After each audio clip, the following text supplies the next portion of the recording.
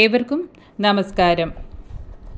Miraculous days വിത്ത് മോഹൻജി അഥവാ മോഹൻജിയോടത്തുള്ള അത്ഭുത ദിനങ്ങൾ എന്ന ഗ്രന്ഥത്തിലെ സ്വാമി ഗണേശാനന്ദഗിരിയും മോഹൻജിയും തമ്മിലുള്ള ബന്ധത്തെപ്പറ്റി പ്രതിപാദിക്കുന്ന അധ്യായത്തിലെ 2ാം ഭാഗമാണ് ഇന്ന് ഞാൻ വായിക്കുന്നത്. മഹായോഗികൾക്ക് നൽകപ്പെട്ടിട്ടുള്ള മഹത്തായ പദ്ധതികളെക്കുറിച്ച് വിശാലമായ ഒരു കാഴ്ചപ്പാടുണ്ടാകുന്നതുവരെ അവരുടെ ചില ചെയ്തികളെ വിശകലനം ചെയ്യാതിരിക്കുകയായിരിക്കും ഏറ്റവും നല്ലത് എന്ന് മോഹൻജി ഒരിക്കൽ പറഞ്ഞു. ഇക്കാര്യത്തിൽ ഗുരുക്കന്മാരെ അനുകരിക്കുന്ന ശിഷ്യന്മാർക്ക് അതിൻ്റെ നിഗൂഢമായ പ്രയോജനങ്ങൾ കിട്ടുകയില്ല. അവർ അതിൽ ആസക്തരാകുമെന്ന് മാത്രം. അങ്ങനെ പറഞ്ഞുകൊണ്ട് അദ്ദേഹം അന്ന് എനിക്കുണ്ടായിരുന്ന പുകവലി ശീലത്തെ ന്യായീകരിക്കുവാനും വാഴ്ത്തുവാനുമുള്ള എൻ്റെ താല്പര്യത്തെ ക്രൂരമായി നശിപ്പിച്ചു. പിറ്റേ ദിവസം മോഹൻജിയും അദ്ദേഹത്തിൻ്റെ ഭാര്യ ദേവിയും മകൾ മിലയും മറ്റു ചിലരും കൂടി പൂനെയിൽ നിന്ന് അവധൂത നാഥാനന്ദജിയെ ആദ്യമായി കാണുവാനായി മധ്യപ്രദേശിലെ ധാറിലേക്ക് പുറപ്പെട്ടു. വളഞ്ഞ വഴിയാണെങ്കിലും ബാബാജിയെ കാണുവാനായി യാത്ര ഷിർദി വഴിക്കാക്കുവാൻ മോഹൻജി നിശ്ചയിച്ചു. ഉച്ച കഴിഞ്ഞ് അവർ ഷിർദിയിലെത്തി. ബാബാജിക്ക് സന്തോഷമായി. ഇതിനു മുമ്പ് തമ്മിൽ കണ്ടപ്പോഴേക്കാൾ ബാബാജിയുടെ ആരോഗ്യം ഭേദമായിരുന്നു. ഞാൻ പൂനെയിൽ നിന്ന് പോന്ന സമയത്ത് ഉണ്ടായിരുന്നതിനേക്കാൾ മോഹൻജിയുടെ ആരോഗ്യവും മെച്ചപ്പെട്ടിരുന്നു. മോഹൻജി ബാബാജിയുടെ ആരോഗ്യത്തെയും ചികിത്സയുടെ പുരോഗതിയെയും കുറിച്ച് അന്വേഷിച്ചു. താൻ ധാറിലേക്ക് പോവുകയാണെന്നും അവിടെ നിന്ന് ബാംഗ്ലൂരിലേക്ക് പോകുമെന്നും മോഹൻജി പറഞ്ഞു. ബാബാജിക്ക് പൂർണ്ണമായ ആരോഗ്യം തിരികെ കിട്ടുന്നതുവരെ കൂടെ നിൽക്കുവാനായി എന്നെ അവിടെ വിടുകയാണെന്നും മോഹൻജി പറഞ്ഞു. പൂർണ്ണ വിശ്രമം എടുക്കുവാനും ആരോഗ്യം വീണ്ടെടുക്കുന്നതിനെക്കുറിച്ച് മാത്രം ചിന്തിക്കുവാനും ബാബാജിയോട് അദ്ദേഹം ആവശ്യപ്പെട്ടു. ഏതാനും മണിക്കൂറുകൾ അവിടെ ചിലവഴിച്ചതിന് ശേഷം മോഹൻജിയും സംഘവും ബാബാജിയോട് പോകുവാൻ അനുവാദം ചോദിച്ചു. ബാബാജി മോഹൻജിയുടെയും മറ്റുള്ളവരുടെയും നെറ്റികളിൽ ഉതി തേച്ചു. ശുഭയാത്ര ആശംസിച്ചുകൊണ്ട് എല്ലാവരെയും അനുഗ്രഹിച്ചു. ദിവസം തോറും ബാബാജി ചികിത്സയോട് കൂടുതൽ അനുകൂലമായി പ്രതികരിക്കുകയും ആരോഗ്യം മെച്ചപ്പെടുകയും ചെയ്തു. ആരോഗ്യം മുഴുവനായി വീണ്ടെടുക്കുന്നതുവരെ വിശ്രമവും മരുന്നുകളും ആവശ്യമായിരുന്നു. രോഗത്തിൻ്റെ തീക്ഷ്ണതയെയും വ്യാപ്തിയെയും അറിയുവാനായി കൂടുതൽ പരീക്ഷണങ്ങൾ ശുപാർശ ചെയ്യപ്പെട്ടു. ബാബാജിക്ക് സമയത്തിന് ഭക്ഷണം കൊടുക്കുക, നഴ്സുമാർ പറയുന്ന മരുന്നുകൾ എത്തിച്ചു കൊടുക്കുക, ഡോക്ടർമാരിൽ നിന്ന് ചികിത്സയുടെ പുരോഗതി മനസ്സിലാക്കുക മുതലായ എൻ്റെ ദിനചര്യ മാറ്റമില്ലാതെ തുടർന്നു. ബാബാജിയുടെ ദിവസങ്ങൾ കൂടുതൽ സുഖപ്രദമാക്കുവാൻ എന്തെല്ലാം ചെയ്യാൻ കഴിയുമോ അതെല്ലാം ചെയ്തുകൊണ്ട് എനിക്ക് അസൗകര്യങ്ങൾ ഉണ്ടാകാതിരിക്കാനായി ബാബാജിയും ശ്രദ്ധിച്ചിരുന്നു. എനിക്ക് ഷിർദിയിൽ ചുറ്റി സഞ്ചരിക്കുവാനായി ഹോട്ടൽ ഉടമസ്ഥനോട് പറഞ്ഞ് അദ്ദേഹം ഒരു സ്കൂട്ടർ ഏർപ്പാട് ചെയ്തു തന്നു. ചെന്നൈയിൽ നിന്ന് ഭക്തന്മാരുടെ 2 സംഘങ്ങൾ അദ്ദേഹത്തെ കാണുവാൻ വന്നു. ഒന്ന് വിദ്യാർത്ഥികളുടെ ഒരു സംഘം, മറ്റേത് ശ്രീ ദത്താത്രേയ ശിവസായി ട്രസ്റ്റിൻ്റെ ട്രസ്റ്റിമാർ. ചെന്നൈക്കടുത്ത് ശ്രീപെരുമ്പദൂരിൽ ശ്രീ സായിബാബ ക്ഷേത്ര നിർമ്മാണത്തിനായി ബാബാജി സ്ഥാപിച്ച ട്രസ്റ്റാണത്. അവർ അദ്ദേഹത്തെ കണ്ടു വണങ്ങി അദ്ദേഹത്തിൻ്റെ ആരോഗ്യത്തെക്കുറിച്ച് അന്വേഷിച്ചു. കുറച്ചുനേരം അദ്ദേഹത്തിൻ്റെ കൂടെ ചിലവഴിച്ചു. അനുഗ്രഹം വാങ്ങി മടങ്ങിപ്പോയി. താമസമില്ലാതെ ബാബാജി പുകവലിക്കുന്ന വിവരം നഴ്സുമാർ അറിഞ്ഞു. അങ്ങനെ ഡോക്ടർമാരും അറിഞ്ഞു. ഒരു ഡോക്ടർ അദ്ദേഹത്തെ ശകാരിച്ചുകൊണ്ട് സംസാരിച്ചു. ഡോക്ടർ പറഞ്ഞു, അങ്ങയുടെ ക്ഷേത്രത്തിൽ പുകവലിക്കുമോ? പറയൂ, പുകവലിക്കുമോ? ഇത് ഞങ്ങളുടെ ക്ഷേത്രമാണ്. എങ്ങനെയാണ് അങ്ങേക്ക് ഞങ്ങളുടെ ക്ഷേത്രത്തിൽ പുകവലിക്കാൻ കഴിയുക? പുകവലിയുടെ ദൂഷ്യഫലങ്ങളെക്കുറിച്ചും അത് എങ്ങനെയാണ് രോഗം ഭേദമാക്കുന്നതിനെ തടയുന്നത് എന്നും അദ്ദേഹം പറഞ്ഞു. ആസ്പത്രിയിൽ താമസിക്കുന്ന സമയത്തെങ്കിലും പുകവലിക്കാതിരിക്കാൻ അദ്ദേഹം ആവശ്യപ്പെട്ടു. ഇത് നടന്ന സമയത്ത് ഞാൻ അവിടെ ഉണ്ടായിരുന്നില്ല. ഞാൻ തിരിച്ചു വന്നപ്പോൾ അദ്ദേഹം ശകാരം കിട്ടിയ ഒരു കുട്ടിയെപ്പോലെ മിണ്ടാതിരിക്കുകയായിരുന്നു. അദ്ദേഹം പറഞ്ഞു, ഡോക്ടറിനെ മുझे खूब डांटा. അതായത് ഡോക്ടർ എന്നെ കുറേ ശകാരിച്ചു. പുകവലി നിർത്തുവാൻ പല പ്രാവശ്യം ശ്രമിച്ചിരുന്നതായി അദ്ദേഹം പറഞ്ഞു. എപ്പോഴും ശീലം തിരിച്ചു വരും. തന്നെ സഹായിക്കുവാൻ സായിബാബയോടും അപേക്ഷിച്ചു നോക്കി, ഫലമുണ്ടായില്ല. അവസാനം അനിവാര്യമെന്ന നിലയിൽ അതിനെ അംഗീകരിച്ചു. അദ്ദേഹം പറഞ്ഞു, അവർ ശകാരിക്കട്ടെ, എനിക്കതിനെപ്പറ്റി ഒന്നും ചെയ്യാൻ കഴിയില്ല. അതിൻ്റെ ക്ഷീണം തീർക്കാനായി അദ്ദേഹം ഒരു സിഗരറ്റ് കത്തിച്ചു. എന്നോട് വാതിലടയ്ക്കുവാനും ജനൽ കഥകൾ തുറക്കുവാനും ഫാനിടാനും പറഞ്ഞു. ആസ്പത്രിയിലെ താമസത്തിനിടെ ഞാൻ ശ്രദ്ധിച്ച ഒരു കാര്യം, സന്യാസിമാർ അവരുടെ ബുദ്ധിമുട്ടുകളിൽ സഹായം തേടുമ്പോൾ അവ ചെറുതും നിസ്സാരവുമായിരുന്നാൽ പോലും അവരെ ബുദ്ധിമുട്ടിക്കാനാണ് മറ്റുള്ളവർക്ക് ഇഷ്ടം. അവരുടെ കാര്യമാകുമ്പോൾ സന്യാസിമാർ സ്വന്തം ആവശ്യങ്ങൾ മാറ്റിവെച്ച് അവരെ അങ്ങോട്ടേക്ക് സഹായിക്കണമെന്ന് പ്രതീക്ഷിക്കുകയും ചെയ്യുന്നു. സന്യാസിമാരെ സഹായിക്കാനായി തങ്ങളുടെ സ്വാസ്ഥ്യ മേഖലകളിൽ നിന്ന് അല്പം പോലും മാറുവാൻ അവർ തയ്യാറല്ല. സന്യാസിയുടെ ക്ലേശത്തെക്കുറിച്ച് പ്രദർശിപ്പിക്കപ്പെടുന്ന സഹാനുഭൂതിയും വികാരങ്ങളുമായി പൊരുത്തപ്പെടുന്നതായിരുന്നില്ല ജനങ്ങൾ നൽകിയ താങ്ങും സഹായങ്ങളും. അദ്ദേഹത്തിന് ആരോഗ്യം വീണ്ടെടുക്കുവാൻ ആവശ്യമായ വിശ്രമം അനുവദിക്കാതെ തങ്ങളുടെ നിസ്സാര താൽപ്പര്യങ്ങൾക്ക് വേണ്ടി നിർബന്ധപൂർവം സന്യാസിയുടെ അടുത്തേക്ക് വരുന്നവരുടെ കാര്യത്തിൽ ഇത് അധികം വാസ്തവമാണ്. മോഹൻജിയുടെ ചുറ്റും വന്ന് കൂടുന്നവരുടെ കാര്യത്തിലും ഞാനിത് എത്രയോ തവണ കണ്ടിട്ടുണ്ട്. അദ്ദേഹത്തിന് സുഖമില്ലെന്നറിഞ്ഞിട്ടും അതിന് ഒരു പരിഗണനയും നൽകാതെ അദ്ദേഹത്തിൽ നിന്ന് അവരുടെ സ്വാർത്ഥ താൽപ്പര്യങ്ങൾ നടത്തിയെടുക്കുവാനായി അവർ തള്ളിക്കയറുന്നു. ഗുരുക്കന്മാർ ശരീരത്തിന് അതീതരാണെങ്കിലും അവർക്ക് ആരോഗ്യത്തെ കാത്തുസൂക്ഷിക്കേണ്ടതുണ്ട്. അല്ലെങ്കിൽ ഭൂമിയിലെ അവരുടെ ജീവിതത്തിൻ്റെ ദൈർഘ്യം കുറയും. ആസ്പത്രിയിലെ താമസക്കാലത്ത് ബാബാജിക്ക് പ്രയാസങ്ങൾ ഉണ്ടാകാതിരിക്കുവാൻ ഞാൻ ശ്രദ്ധിച്ചു. ഞാൻ അദ്ദേഹത്തിൻ്റെ ജീവിതകഥ ചോദിച്ചു മനസ്സിലാക്കി. അത് ഇനി പറയുന്നു. ഒന്നും എഴുതിയെടുത്തില്ല. ഓർമ്മയെ ആധാരമാക്കിയാണ് ഇത് എഴുതുന്നത്. അതുകൊണ്ട് ഇതിൽ ഉണ്ടായേക്കാവുന്ന തെറ്റുകൾ എൻ്റെ ധാരണയിലും ഓർമ്മയിലും എഴുത്തിലും വന്ന തെറ്റുകൾ കൊണ്ടായിരിക്കും. ഇന്ത്യയുടെ തെക്കേയറ്റമായ കന്യാകുമാരിക്ക് അടുത്താണ് അദ്ദേഹത്തിൻ്റെ ജന്മസ്ഥലം. 1908 ആയിരിക്കണം ജന്മവർഷം. അദ്ദേഹം ജനിച്ച അവസരത്തിൽ അദ്ദേഹത്തിൻ്റെ മുത്തശ്ശിയോട് ഭഗവാൻ സുബ്രഹ്മണ്യൻ ഒരു ദർശനത്തിൽ പറഞ്ഞു, ഈ കുട്ടി നിങ്ങളുടെ കുടുംബത്തിനുള്ളതല്ല, ലോകത്തിന് വേണ്ടിയുള്ളതാണ്. 4 വയസ്സുള്ളപ്പോൾ അദ്ദേഹത്തെ ആചാരപരമായ തലമുണ്ടനം ചെയ്യലിനായി തിരുപ്പതി ബാലാജി ക്ഷേത്രത്തിലേക്ക് കൊണ്ടുപോയി. കുട്ടിയുടെ അഹംബോധത്തെ ദേവന് അടിയറവ വയ്ക്കുന്നു എന്നാണ് ഈ ആചാരത്തിൻ്റെ സങ്കല്പം. കുട്ടിയായ ബാബാജിക്ക് ഒരു ദർശനമുണ്ടായി. അതിൽ ഭഗവാൻ സുബ്രഹ്മണ്യൻ പറഞ്ഞു, നിനക്ക് കുടുംബത്തെ വിട്ടുപിരിയുവാനുള്ള സമയമായി, നടക്കൂ. ആ 4 വയസ്സുകാരൻ നടന്ന് ഒരു ഹനുമാൻജി ക്ഷേത്രത്തിലെത്തി. അവിടെ 6 മാസം താമസിച്ചു. പിന്നെ ഹനുമാൻജി മുന്നിൽ പ്രത്യക്ഷപ്പെട്ട് അവനോട് ശ്രുതിയിലേക്ക് പോകുവാനും മഹാഗുരുവായ സായിബാബയെ കാണുവാനും പറഞ്ഞു. കുട്ടി പുറപ്പെട്ടു. എങ്ങനെയെല്ലാമോ ഏകദേശം 1200 കിലോമീറ്ററോളം ദൂരെയുള്ള ഷിർദിയിൽ എത്തിച്ചേർന്നു. 4 വയസ്സുള്ള ഒരു ബാലൻ എങ്ങനെ ഇതെല്ലാം സാധിച്ചു? തീർച്ചയായും ഇത് ഒരു ദൈവിക നാടകമായിരുന്നു. കുട്ടിയായ ഗണേശനെ ബാബ കൂടെ പാർപ്പിച്ചു. ഒരിക്കൽ സായിബാബ തൻ്റെ ചുറ്റും കൂടിയ കുട്ടികൾക്ക് മിഠായി വിതരണം ചെയ്യുകയായിരുന്നു. ഗണേശന് കൊടുക്കുവാൻ വിട്ടുപോയി. സങ്കടവും ദേഷ്യവും തോന്നിയ ഗണേശൻ ബാബയുടെ സഞ്ചിയിൽ കൈയിട്ട് മിഠായി എടുത്തു. അത് കണ്ട ബാബ ദേഷ്യപ്പെട്ട ഒരടി കൊടുത്തു. കുട്ടി നിലവിളിച്ചുകൊണ്ട് ശ്യാമയുടെ വീട്ടിലേക്ക് ഓടി. ശ്യാമ സായിബാബയുടെ ആദ്യ ശിഷ്യന്മാരിൽ ഒരാളും ഏറ്റവും അടുത്ത അനുയായിയുമായിരുന്നു. ബാബ ശ്യാമയ്ക്ക് ഒന്നും നിഷേധിച്ചിരുന്നില്ല. അതുകൊണ്ട് ബാബയുടെ കനിവ് ലഭിക്കാത്തവർ തങ്ങളുടെ അപേക്ഷ ബാബയുടെ മുമ്പിൽ എത്തിക്കുവാൻ ശ്യാമയോട് ആവശ്യപ്പെടുമായിരുന്നു. 4 ദിവസം കുട്ടിയെ കാണാതിരുന്നപ്പോൾ സായിബാബ ശ്യാമയോട് ചോദിച്ചു, ചെന്നൈയിൽ നിന്ന് വന്ന ആ ചെറിയ കുട്ടി എവിടെ? ശ്യാമ പറഞ്ഞു, എൻ്റെ വീട്ടിലുണ്ട്. അവന് അങ്ങയുടെ അടുത്ത് വരുവാൻ പേടിയാണ്. ബാബ കുട്ടിയെ ദ്വാരകാമയിലേക്ക് കൊണ്ടുവരാൻ പറഞ്ഞു. ശ്യാമ വീട്ടിൽ പോയി കുട്ടിയോട് ബാബ അവനെ അന്വേഷിച്ചുവെന്നും അവൻ തൻ്റെ കൂടെ ദ്വാരകാമയിലേക്ക് വരണമെന്നും പറഞ്ഞു. കുട്ടി ബാബാജി പോകുവാൻ കൂട്ടാക്കിയില്ല. കുട്ടി ശ്യാമയോട് പറഞ്ഞു, ബൂഠ മാർത്താ ഹേ, അതായത് കിഴവൻ തല്ലുന്നു. തല്ലിയത് ദേഷ്യം കൊണ്ടായിരുന്നില്ലെന്നും അവനോടുള്ള സ്നേഹം കൊണ്ടായിരുന്നുവെന്നും ശ്യാമ അവനെ പറഞ്ഞ് മനസ്സിലാക്കി. ഒരു ഗുരു നമ്മെ തല്ലുമ്പോൾ അതുകൊണ്ട് പല ഗുണങ്ങളും ഉണ്ടാകുന്നു. അത് വളരെ വിശിഷ്ടമാണ്. സായിബാബയുടെ അടുത്ത് എത്തിയപ്പോൾ അദ്ദേഹം അവനോട് വളരെ സ്നേഹത്തോടെ സംസാരിച്ചു. മോഷ്ടിക്കുന്നത് തെറ്റാണെന്ന് പറഞ്ഞ് മനസ്സിലാക്കി. ഇനിയും അങ്ങനെ ചെയ്താൽ ഇനിയും തല്ലുമെന്നുള്ള താക്കീത് നൽകുകയും ചെയ്തു. ഈ സംഭവം ബാബാജിയുടെ പിന്നീടുള്ള ജീവിതത്തിൽ പ്രയോജനപ്പെട്ടു. അദ്ദേഹത്തിൻ്റെ അനുഗ്രഹം വാങ്ങാൻ വരുന്നവർക്ക് മിഠായി കൊടുക്കുക എന്ന പതിവിന് അത് കാരണമായി. ചാവടി ഘോഷയാത്രയുടെ ശ്രദ്ധയാകർഷിച്ച ഒരു പടമുണ്ട്. അതിൽ ശ്യാമ സമ്മാനിച്ച പുതിയ ഉടുപ്പുകൾ ധരിച്ച കുട്ടിയായ ബാബാജി സായിബാബയുടെ അടുത്ത് നിൽക്കുന്നു. സായിബാബയെ പിടിച്ചുകൊണ്ട് നിൽക്കുന്ന തവിട്ട് നിറമുള്ള കോട്ട് ധരിച്ച ശ്യാമയെയും കാണാം. അന്ന് ശ്യാമയ്ക്ക് 60 വയസ്സിൽ കൂടുതലുണ്ട്.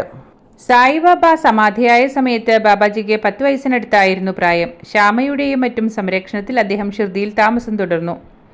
അദ്ദേഹം തൻ്റെ കൗമാരപ്രായത്തിൽ ഒരിക്കൽ സായിബാബയോട് ഇങ്ങനെ പ്രാർത്ഥിച്ചു, ബാബ, അവിടുന്ന് ശക്തനായ ഒരു ഗുരുവാണ്. എൻ്റെ ഏത് ആഗ്രഹവും സാധിപ്പിക്കുവാൻ അദ്ദേഹത്തിന് കഴിയും. എനിക്ക് ഒരു മോട്ടോർ സൈക്കിൾ വേണം, ഒരു കാർ വേണം, 2 കോടി രൂപ വേണം, മോടിയുള്ള ഒരു ബംഗ്ലാവ് വേണം. ഇങ്ങനെ പ്രാർത്ഥിച്ചുകൊണ്ട് അദ്ദേഹം ബാബയുടെ സമാധിയിൽ നിന്ന് കുറേ പൂക്കളെടുത്ത് ഒരു ചെറിയ സഞ്ചിയിൽ ഇട്ടുകൊണ്ടുപോയി. അവ താൻ ആഗ്രഹിച്ച വസ്തുക്കളായി മാറുമെന്ന ഉറച്ച പ്രതീക്ഷയുണ്ടായിരുന്നു. സഞ്ചി അരികിൽ വെച്ച് കിടന്നാണ് ഉറങ്ങിയത്. ആഗ്രഹിച്ചതെല്ലാം കിട്ടിയതിന് ശേഷം മുംബൈക്ക് തിരിച്ചു പോകുന്നതിനെക്കുറിച്ചും ആഡംബര ജീവിതം നയിക്കുന്നതിനെക്കുറിച്ചും സ്വപ്നം കണ്ടു. രാവിലെ പൂക്കൾ അതേപോലെ തന്നെ സഞ്ചിയിലുണ്ടായിരുന്നു. മറ്റൊന്നുമില്ല. നിരാശനായ ബാബാജി ബാബയുടെ സമാധിയിലേക്ക് ചെന്ന് ഒന്നിനും ഉതകാത്തവനെന്ന് ബാബയെ സഹകരിച്ചു. എങ്കിലും സായിബാബയോടുള്ള സ്നേഹം കൊണ്ട് അദ്ദേഹത്തിൻ്റെ സേവ തുടർന്നു. ബാബാജിയുടെ പ്രായം 20കളുടെ തുടക്കം. അദ്ദേഹം ഷിർദിക്ക് ചുറ്റുമുള്ള ഒരു കാട്ടിൽ നടക്കുകയായിരുന്നു. മുന്നിൽ സായിബാബ നടക്കുന്നത് കണ്ടു. ബാബ തിരിഞ്ഞ് ബാബാജിയുടെ അടുത്തേക്ക് വന്നു. ബാബാജി വിസ്മയിച്ചു. സായിബാബ സമാധിയായിട്ട് കുറേ വർഷങ്ങളായി. എങ്കിലും അത് സായിബാബ തന്നെയാണെന്ന് ഉറപ്പായിരുന്നു. ബാബാജിയുടെ കൗമാരപ്രായത്തിൽ തന്നോട് ആവശ്യപ്പെട്ട ആഗ്രഹങ്ങൾ ഓർമ്മയുണ്ടോ എന്ന് സായിബാബ ചോദിച്ചു. ബാബാജി പശ്ചാത്താപത്തോടെ പറഞ്ഞു, നല്ല ഓർമ്മയുണ്ട്. അങ്ങ് എനിക്ക് ഒന്നും തന്നില്ല. സായിബാബ പറഞ്ഞു, ഇപ്പോൾ അതെല്ലാം തരാനുള്ള സമയമായി. നീ തയ്യാറാണോ? ബാബാജി തയ്യാറായിരുന്നു. സായിബാബ പറഞ്ഞു, ഞാൻ തന്ന നിന്റെ 2 കാലുകൾ നിന്റെ മോട്ടോർ സൈക്കിളാണ്. ഞാൻ തന്ന നിന്റെ ശരീരം നിന്റെ കാറാണ്. ഞാൻ തന്ന തലച്ചോർ, അതായത് ബുദ്ധിശക്തി, 2 കോടി രൂപ വിലമതിക്കുന്നതാണ്. ലോകം നിന്റെ ബംഗ്ലാവാണ്. ലോകത്തിൽ എൻ്റെ ജോലികൾ ചെയ്യുവാൻ നിന്നെ പ്രാപ്തനാക്കുവാനായി ഇത്രയും കാലം ഞാൻ നിന്നെ ഷിർദിയിൽ നിർത്തി. ഇപ്പോൾ നിനക്ക് ഷിർദി വിട്ടുപോകുവാനും ലോകത്തിൽ എൻ്റെ ജോലി ചെയ്യുവാനും സമയമായി. സായിബാബയുടെ അനുഗ്രഹത്തോടെ ബാബയുടെ വിശുദ്ധമായ സന്ദേശം പ്രചരിപ്പിച്ചുകൊണ്ട് അദ്ദേഹം ഹിമാലയത്തിൽ കൂടി സഞ്ചരിച്ചു. ദശനാമി സമ്പ്രദായത്തിലെ ജൂന അഖാഡയിൽ അദ്ദേഹം സന്യാസമെടുത്തു. തൻ്റെ ഹിമാലയ സഞ്ചാരങ്ങളിലെ ഒരു വലിയ സംഭവം അദ്ദേഹം വിവരിച്ചു. അദ്ദേഹം നാഗസാധുക്കളുടെ ഒരു വലിയ സംഘത്തിൻ്റെ ആതിഥ്യം സ്വീകരിച്ചു. എല്ലാവരും ഒരുമിച്ചിരുന്ന് സംസാരിക്കുമ്പോൾ സായിബാബയാണ് തൻ്റെ ഗുരു എന്ന് ബാബാജി പറഞ്ഞു. സായിബാബയുടെ ഗുണഗണങ്ങളെ പ്രകീർത്തിക്കുകയും ചെയ്തു. തങ്ങളുടെ ഇടയിലിരുന്ന് ഒരു മുസ്ലിം ഫക്കീറിനെ സ്തുതിച്ച് സംസാരിച്ചതിൽ ക്ഷുഭിതരായ സാധുക്കൾ അദ്ദേഹത്തെ ആക്രമിക്കുവാൻ ഒരുങ്ങി. അവർ ഏകദേശം 500 പേരുണ്ടായിരുന്നു. അനിവാര്യമായതിനെ മനസ്സിലാക്കിയ ബാബാജി സായിബാബയോട് ഉള്ളുരുക്കി പ്രാർത്ഥിച്ചു. ബഹളം കേട്ട സംഘത്തിൻ്റെ നായകൻ പുറത്തു വന്നു. അദ്ദേഹം സാധുക്കളെ ശാസിച്ചു. അദ്ദേഹം പറഞ്ഞു, ഇദ്ദേഹത്തിൻ്റെ ഗുരുവിൻ്റെ ഔന്നത്യത്തെക്കുറിച്ച് നിങ്ങൾക്കൊന്നും അറിയില്ല. ആരും ഇദ്ദേഹത്തെ തൊട്ടുപോകരുത്. ഗുരുവിൽ പൂർണ്ണമായി സമർപ്പിച്ച ഒരുവൻ്റെ ദേഹത്തിലെ ഒരു രോമം പോലും തൊടുവാൻ ആരും ധൈര്യപ്പെടുകയില്ലെന്ന് ഇത് തന്നെ ബോധ്യപ്പെടുത്തിയതായി ബാബാജി പറഞ്ഞു. യാത്രക്കിടയിൽ അദ്ദേഹം ഹിമാചൽ പ്രദേശിലെ സൊളാൻ നഗരത്തിലേക്കും പോയി. അവിടെ ഒരു മലമുകളിൽ തൻ്റെ ക്ഷേത്രം നിർമ്മിക്കുവാൻ സായിബാബ അദ്ദേഹത്തോട് പറഞ്ഞു. അദ്ദേഹം പഞ്ചാബ്, ഹിമാചൽ പ്രദേശ്, ദില്ലി മുതലായ പല സ്ഥലങ്ങളിൽ നിന്നുമുള്ള വിദഗ്ധരുമായി ആലോചിച്ചു. ആ ഭൂമിയിൽ ഒരു 100 അടി ഉയരം ഉറപ്പുള്ള പാറയും അതിനു മുകളിൽ 60 അടി ചൊരിമണലുമാണ് ഉള്ളതെന്നും അവിടെ ക്ഷേത്രം നിർമ്മിക്കുക അസാധ്യമാണെന്നുമാണ് അവരെല്ലാം അഭിപ്രായപ്പെട്ടത്. വിദഗ്ധന്മാർ പോലും കൈവിട്ടെന്നും എന്താണ് ചെയ്യേണ്ടത് തനിക്ക് അറിയില്ലെന്നും അദ്ദേഹം സായിബാബയോട് പരാതി പറഞ്ഞു. ബാബ പരുഷമായി പറഞ്ഞു, നിന്റെ ജന്മം കൊണ്ട് എന്താണ് പ്രയോജനം? ഞാൻ എന്തിനാണ് നിന്നെ വളർത്തിയത്? സഹായത്തിന് ആരെയും കിട്ടിയില്ലെങ്കിൽ തന്നെത്താൻ നിർമ്മിക്കൂ. ഗുരുവിൻ്റെ വ്യക്തമായ നിർദ്ദേശങ്ങളനുസരിച്ച് ചെറുപ്പക്കാരനായ ബാബാജി തന്നെത്താനെ ക്ഷേത്ര നിർമ്മാണം തുടങ്ങി. അപ്പോൾ കണ്ടവരെ കൂലിക്കാരായി വിളിക്കും. അന്നാട്ടുകാരായ കരാറുകാർ ഈ ഭ്രാന്തൻ സ്വാമിക്ക് കൂലിയൊന്നും തരാൻ കഴിയില്ല എന്ന് പറഞ്ഞ് വിശ്വസിപ്പിച്ച് അവരെ കൊണ്ടുപോകും. എല്ലാ ബുദ്ധിമുട്ടുകളും സഹിച്ച് സ്വന്തം കൈകൾ കൊണ്ട് അദ്ദേഹം ജോലി തുടർന്നു. ആരെങ്കിലും സഹായിക്കാൻ തയ്യാറായാൽ ആ സഹായം സ്വീകരിച്ചും അല്ലെങ്കിൽ ഒറ്റയ്ക്കും ജോലി തുടർന്നു. മലയിൽ നിന്ന് കല്ലുകൾ കൊത്തിയെടുത്തു. ആ കല്ലുകൾ ക്ഷേത്രത്തിൻ്റെ തൂണുകൾ നിർമ്മിക്കുവാൻ ഉപയോഗിച്ചു. അങ്ങനെ തൻ്റെ ഗുരുവിൻ്റെ ആഗ്രഹത്തെ നിറവേറ്റിക്കൊണ്ട് കുറച്ചു വർഷങ്ങൾ കൊണ്ട് മലമുകളിൽ മഹത്തായ ഒരു സായി ക്ഷേത്രം നിർമ്മിച്ചു. ഈ നേട്ടത്തിന് അദ്ദേഹം ഒരു അംഗീകാരവും അവകാശപ്പെടുന്നില്ല. അസാധ്യമെന്ന് മറ്റെല്ലാവരും വിധിച്ച ഈ നിയോഗം നിറവേറ്റുവാൻ കഴിഞ്ഞത് തൻ്റെ ഗുരുവിൻ്റെ ഇച്ഛാശക്തിക്കും കഴിവിനും തെളിവായി അദ്ദേഹം എടുത്തുകാട്ടി. ബാബാജി ആ പ്രദേശങ്ങളിൽ സൊളാൻ മഹാരാജ് എന്ന പേരിൽ പരക്കെ ബാബാജി അതിനുശേഷം 15 സായിബാബ ക്ഷേത്രങ്ങൾ നിർമ്മിച്ചു. എണ്ണമറ്റ സായി വിഗ്രഹങ്ങൾ പ്രതിഷ്ഠിച്ചു. ഇന്ത്യയുടെ പല ഭാഗങ്ങളിലും മറ്റ് ദേവതകളുടെ ക്ഷേത്രങ്ങൾ ഉണ്ടാക്കുന്നതിനും കാരണക്കാരനായി. താൻ ഗുരുവിൻ്റെ ഒരു ഉപകരണം മാത്രമാണെന്നും ഗുരുവിൻ്റെ ഇച്ഛ നടപ്പിൽ വരുത്തുകയാണ് തൻ്റെ ജീവിത ലക്ഷ്യമെന്നും അദ്ദേഹം കരുതി. ഒരാഴ്ചയ്ക്ക് ശേഷം ഡോക്ടർമാർ ബാബാജിയുടെ രോഗം ഫെബ്രോസിസ് എന്ന ക്ഷതം കൊണ്ട് ശ്വാസകോശത്തിനുണ്ടായ ഹാനിയാണെന്ന് നിർണയിച്ചു. അത് അദ്ദേഹത്തിന് വളരെ കാലമായി തുടരുന്ന പുകവലി ശീലത്തിൻ്റെ ഫലമാണ്. ചികിത്സിച്ച് ഭേദമാക്കാൻ കഴിയുകയില്ല. ബുദ്ധിമുട്ടുകൾ കുറയ്ക്കാനേ കഴിയൂ. അദ്ദേഹത്തിനെ കൂടുതൽ സൗകര്യങ്ങളുള്ള ഒരു വലിയ ആശുപത്രിയിലേക്ക് കൊണ്ടുപോകുവാൻ അവർ ഉപദേശിച്ചു. ആരോഗ്യം പൊതുവെ മെച്ചപ്പെട്ടിരുന്നതുകൊണ്ട് അദ്ദേഹത്തെ ആശുപത്രിയിൽ നിന്ന് വിടുവാൻ അവർ തയ്യാറായി. യാത്ര ചെയ്യുവാനുള്ള ആരോഗ്യവും അദ്ദേഹത്തിനുണ്ടായിരുന്നു. ചെന്നൈയിലെ ഒരു വലിയ സായിബാബ ക്ഷേത്ര പദ്ധതിയിലേക്ക് തിരിച്ചെത്താൻ ബാബാജിക്കും തിടുക്കമുണ്ടായിരുന്നു. ആസ്പത്രിയിലെ ഔപചാരികതകൾ പൂർത്തിയാക്കി ഞങ്ങൾ സായി ബാലാജി ഗസ്റ്റ് ഹൗസിലേക്ക് തിരിച്ചെത്തി. ആസ്പത്രിയിൽ ചികിത്സിച്ചതിൻ്റെ ചിലവിനെക്കുറിച്ച് ബാബാജി തൃപ്തനായിരുന്നില്ല. അതിൽ ഓരോ രൂപയും സായി ക്ഷേത്ര പദ്ധതിക്ക് ഉപയോഗിച്ചിരുന്നുവെങ്കിൽ അദ്ദേഹം സംതൃപ്തനാകുമായിരുന്നു. ആസ്പത്രി ഡയറക്ടറോട് സംസാരിക്കുക ഉൾപ്പെടെ ബിൽ സംഖ്യ കുറയ്ക്കുവാനായി എല്ലാ ശ്രമങ്ങളും അദ്ദേഹം ചെയ്തു. എന്നാൽ ആസ്പത്രി ചെലവ് ലാഭകരമായ ഒരു നിക്ഷേപമായി മാത്രമേ ഞങ്ങൾക്ക് തോന്നിയുള്ളൂ. എന്തുകൊണ്ടെന്നാൽ ബാബാജിയുടെ കരുത്തും ഊർജവും സ്വാധീനവുമില്ലാതെ ക്ഷേത്ര നിർമ്മാണ പദ്ധതി മുമ്പോട്ട് പോകില്ലെന്ന് വ്യക്തമായിരുന്നു. അടുത്ത 2-3 ദിവസങ്ങളിൽ ഞാൻ ക്രമമായി ബാബാജിയെ ശ്രദ്ധിച്ചുകൊണ്ടിരുന്നു.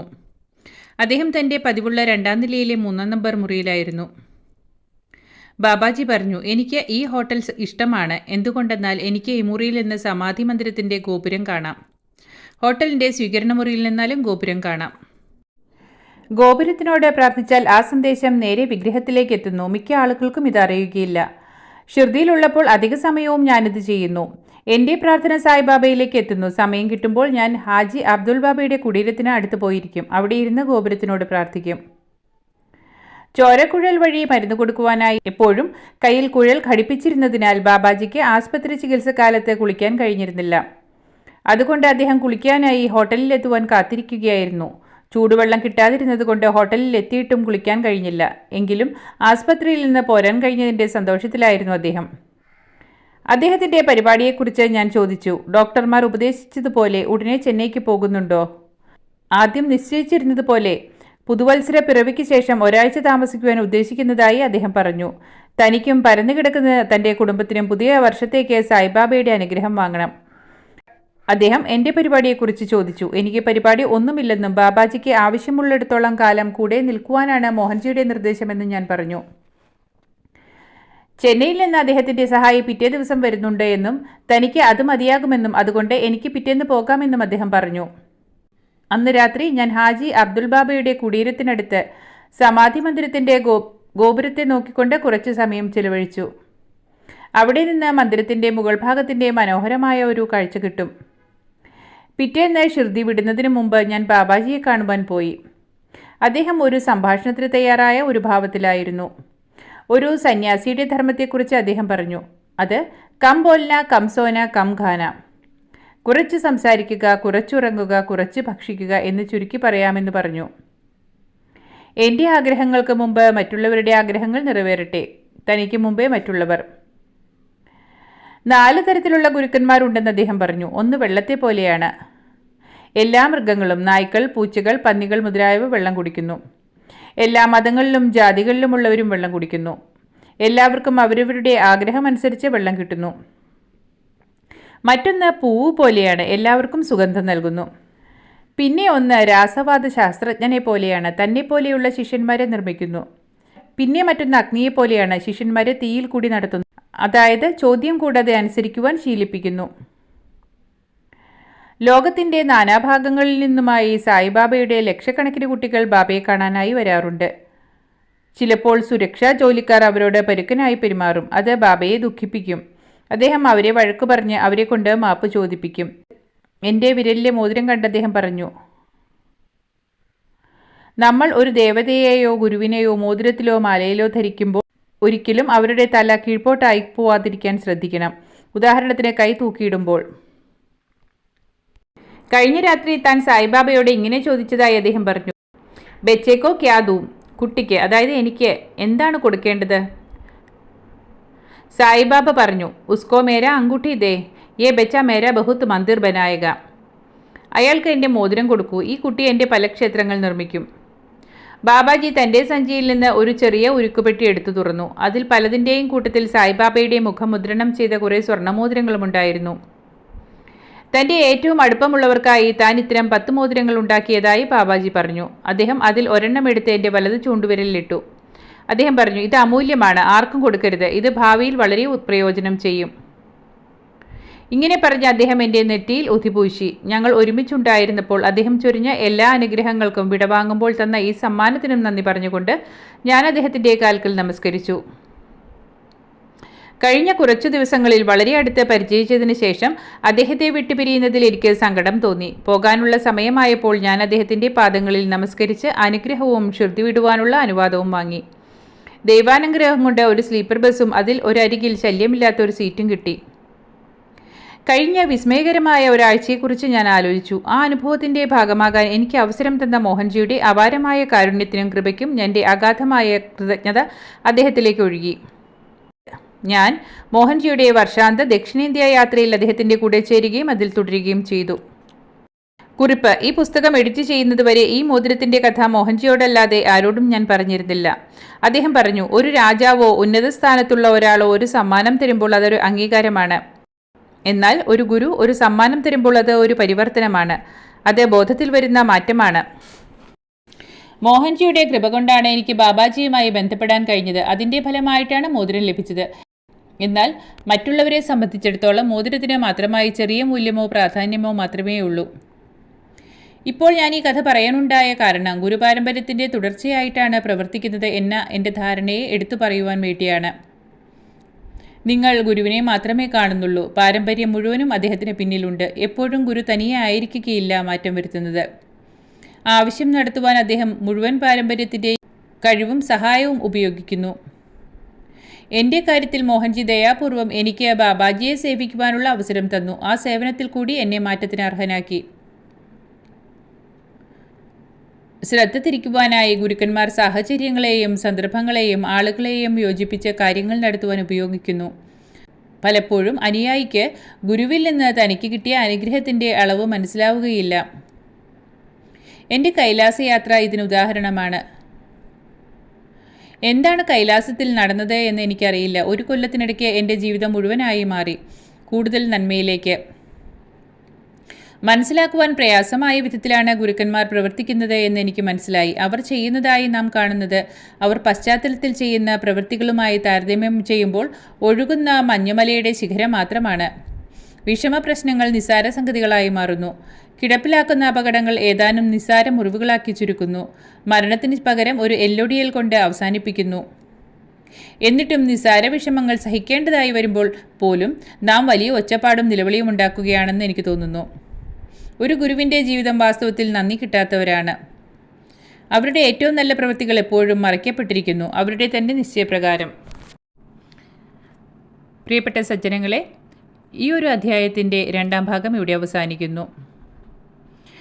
അടുത്ത അധ്യായവുമായി ഞാൻ ഉടനെ എത്തുന്നതാണ്. അതും സ്വാമി ഗണേശാനന്ദഗിരിയുമായി ബന്ധപ്പെട്ടതാണ്. അതുവരേക്കും ഏവർക്കും നന്ദി, നമസ്കാരം.